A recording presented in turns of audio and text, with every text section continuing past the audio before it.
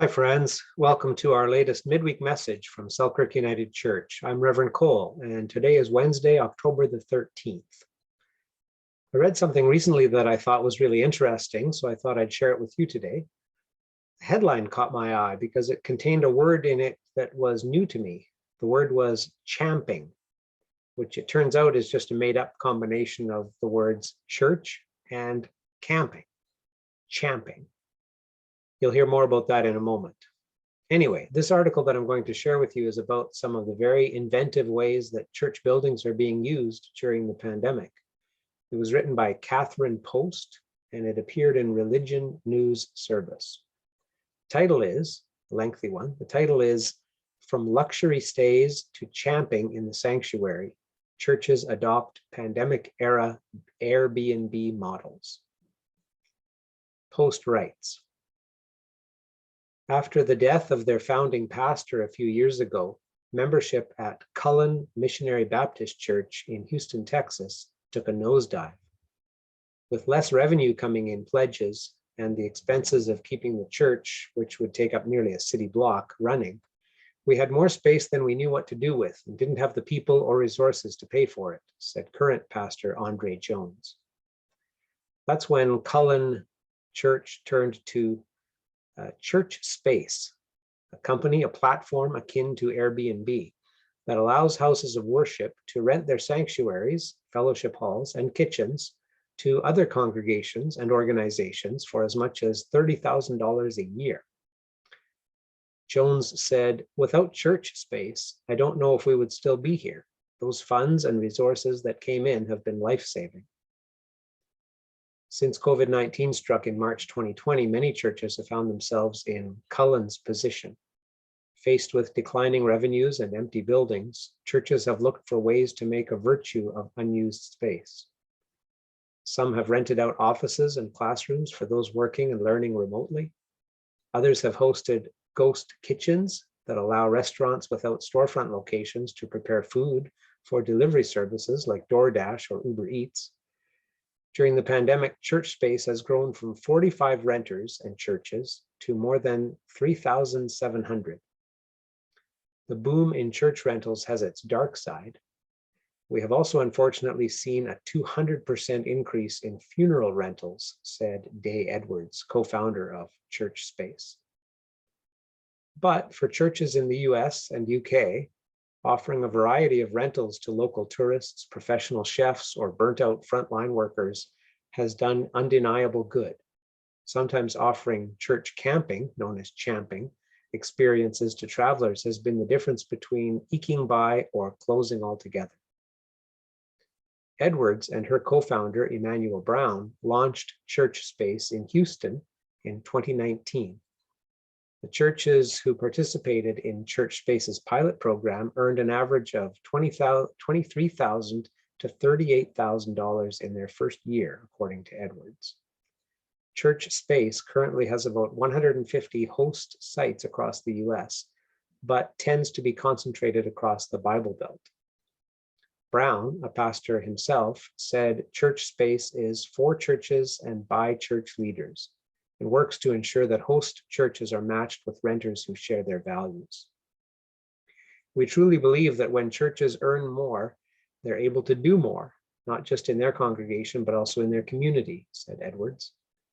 The church space model allows participating churches to maintain their tax-exempt status, though the co-founders declined to share additional details. It's something that sets Church Space apart from the other competitors, said Edwards. In the United Kingdom, another Airbnb-like service operated from Yorkshire, England, is in the business of providing spiritual respite. Both Jasper and I were exhausted in parish ministry, said Tina Hodges, who owns All Hallows, a former Anglican church, with her husband. We both spent 20 years ordained as Anglican priests in the Church of England.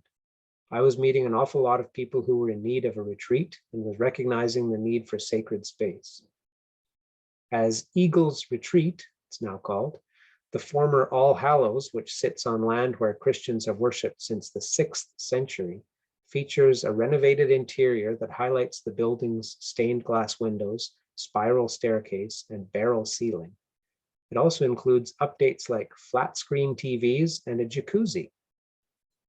Just excuse me for a moment while I make a note of that for our next council meeting.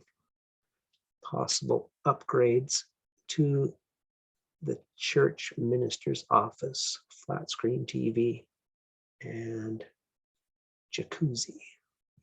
Okay, where was I? Oh, here we go. Post continues. For additional fees, the couple offers services such as spiritual direction and marriage counseling. They also offer scholarships for those who can't afford the stay, and according to the website, they particularly welcome those who have been bereaved, bruised, or worn down in life.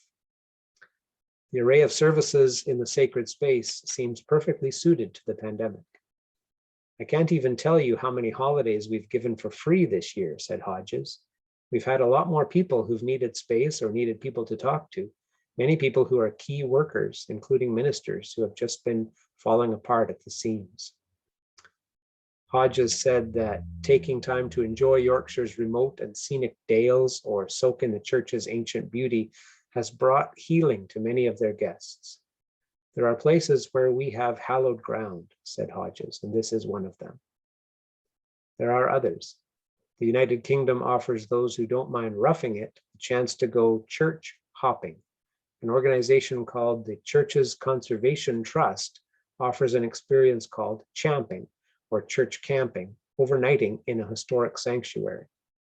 From April to October, champers can spend the night snuggled on camp beds in the sanctuaries of churches for a modest fee. And it says dogs stay for free. Lest champers feel guilty snoozing under the vaulted arches of a 17th century country church, the proceeds go toward restoring the churches and providing jobs in the communities where the churches are located.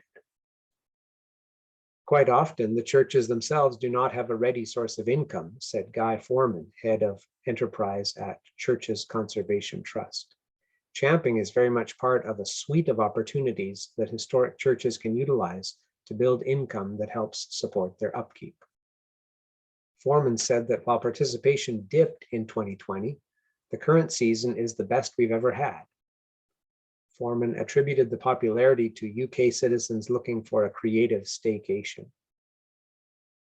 A church-based charitable approach to vacationing is also the idea behind Mission Hotels, based in Nashville.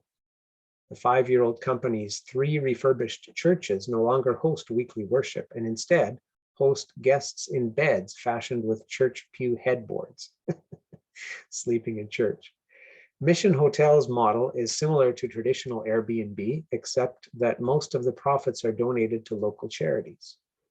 Micah Latcher, owner of Mission Hotels, is a person of faith who sees the hotels as a way to continue the mission of the original churches.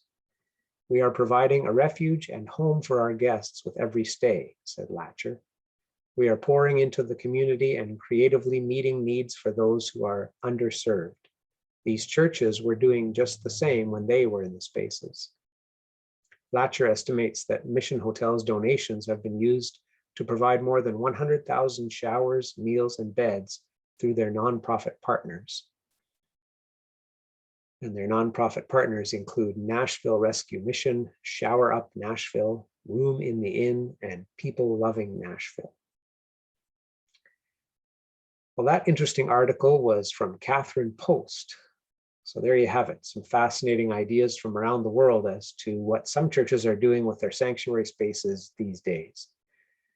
At Selkirk United, fortunately, we already have some great renters who are able to use our space. Some are not able to due to COVID, but others have been able to continue using it, or I should say, return to using it following the current restrictions. Anyway, I thought that was worth sharing. Hope you enjoyed it, and maybe it even gave a few of you some good ideas for our future. That's it for today. Hope you all had a good Thanksgiving and are having a good week so far. I'll see you next time. Bye for now.